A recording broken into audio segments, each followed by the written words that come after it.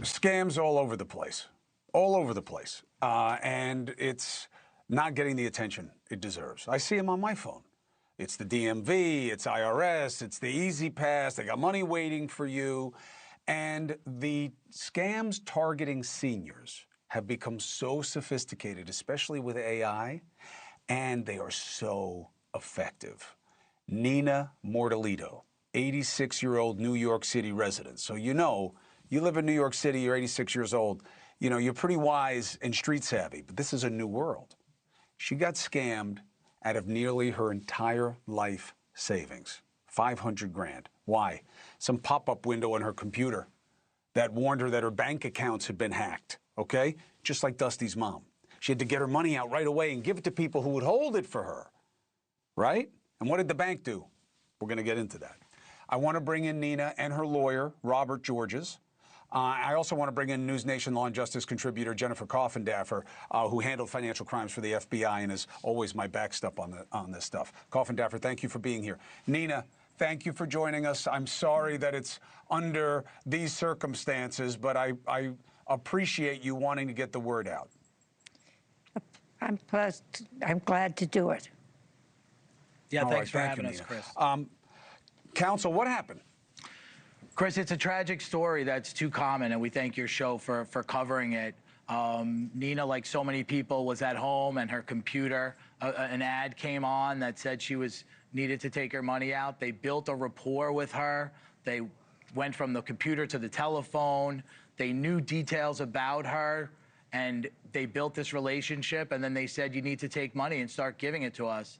And she did it, and she went to her two of her institutions where she had her retirement accounts, Merrill and UBS, and she called them on the phone, her people that she'd worked with for years and who knew what her finances were, and she said, I need you to mail me the checks, send me checks for $60,000, $100,000, and they did it.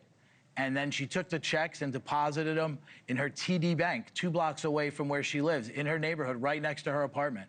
And tellers were there, and they saw these deposits coming in. And all 3 of these institutions, these types of transactions had never gone on in her banking history. And all 3 institutions, her family had reached out to them, and they had put power of attorneys and put family members on the accounts. And in no instances did these 3 institutions ever reach out to her family. And this was a tragedy. It was preventable, and the banks could be doing more, and the institutions should be doing more, and they need to do more.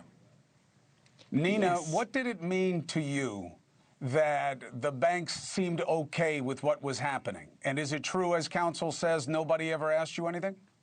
I got asked a few questions, very brief questions, and I could answer them easily.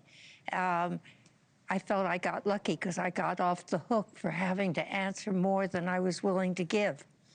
I just wanted to get the money and do what I was told to do. Why did you believe the people? They really told a good story, plus they knew a great deal about me. They knew too much about me.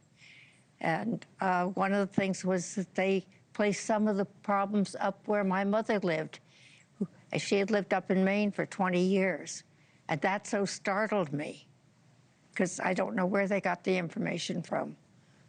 But you began to wonder. Also, they were very clever. They took names of people who genuinely were in office. And I went online and I looked, and there they were with the telephone numbers and pictures, the whole 9 yards. So I didn't doubt them at that point. Now, I get that you guys are taking action against the banks, and I understand that. Jennifer, we've talked about this before. You know, one of the things that's frustrating for family members, and Dusty and I talked about this, is that I feel like I never get off easy. If I'm looking for cash, I've got a job in front of me in terms of working with banks to get, you know, a lot of cash. And it seems too easy for elderly people to get large amounts of money when they've never done that before. How do the investigations work, and what is the onus on the financial institutions? Well, essentially, Chris, this is something that happened back in the day with credit card scams and credit card frauds. And so the Fair Credit Billing Act was enacted in 1974, which stopped that from happening. You know why? It put the banks on the hook for any fraud. And so the banks did what they needed to do to safeguard the individuals. Chris, you just bought a product purse in LA. No, I'm on television right now with Coffindaffer. I wasn't there. And so they backstopped these items. And then the Electronic Funds Transfer Act came into place to make sure that debit cards were protected. But you know what's not protected, Chris? Withdrawals that are wire transferred, that's not protected, and that's what needs to change. You think they're in on it, or it's a loophole? I think it's a loophole, and it's very effective loophole for them, saving money. They can take some of these cases on, and there are several cases like this because this isn't the first time this has happened. And they'd rather do that than backstop all these payments for these fraudsters. But if they got involved and used what they already have in place to identify these scams, there would be much fewer people getting scammed like this. Nina, what do you want people to know? I want them to know that they really can't trust, and that is very hard for me, because I like to trust people. But they should go to, which I did not do, they should go to family, friends, and tell them what's happening, and listen to them, because they probably will think it's a scam, even if the victim does not. Did you do that? No, I did not. No, because everything had to be a secret. They told me everything was hush hush. Don't tell anybody. Don't tell anybody. Don't tell your family. And once you realized what had happened, how hard was that for you? Terribly hard. Terribly hard, because if my friends and family had not been as wonderful as they have been and are being, I would have had to change my life completely. And that would have not made me happy at all.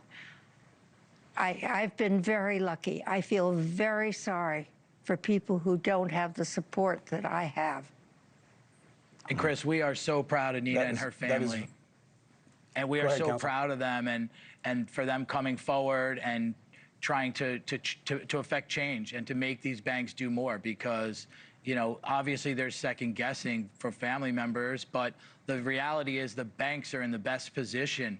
You go buy gas in a state where you've never bought gas before, and your credit card gets flagged for fraud. But this is a woman who's going into a bank where she would go all the time and taking out thousands and thousands of dollars that she'd never done before, and they're doing barely nothing. No, I understand it. We've heard it before, and I look forward to what happens with your litigation and when lawmakers start doing something about this. That's why we're raising the signal. Coffindaffer, as always, thank you very much, Jennifer. Nina, if you need anything, you know how to reach us, okay? And I appreciate you for sharing your story. I'm sorry to meet you this way, but I'm happy to meet you. Thank you so much, and it's nice to meet you too. All of you. All right, Nina, be well. You look good at that desk. You can't have my job, though, all right? No. Not yet. Not yet. I'm not ready. You're too good looking anyway. People wouldn't listen to you. Take care.